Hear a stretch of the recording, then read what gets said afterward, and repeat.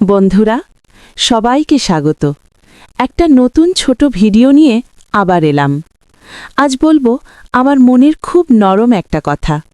জানো, অনেক সময়ই মনে হয় আমি ঠিকভাবে নিজের অনুভূতি প্রকাশ করতে পারি না।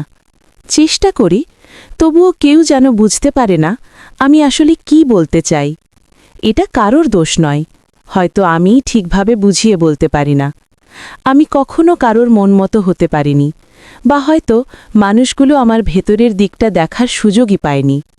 যে মানুষটাকে আমি খুব সম্মান করি, যাকে সত্যিই ভালোভাবে ভাবি, সে জানে আমি তাকে গুরুত্ব দিই। তবে হয়তো আমার অনুভূতিটা তাকে বোঝাতে পারিনি। এটা নিয়ে তার কোনো ভুলও নেই। এই সময় একটা জিনিস বুঝেছি, সব অনুভূতি শব্দে বোঝানো যায় না। কিছু কথা নিজের মাঝেই চেপে রাখতে হয়। কারোর প্রতি অভিযোগ নেই, শুধু নিজের ছোট্ট কষ্টটা বললাম। ঠিক আছে বন্ধুরা, আজকের মতো এখানেই শেষ। বিদায়, দেখা হবে আবার অন্য এক ভিডিওতে।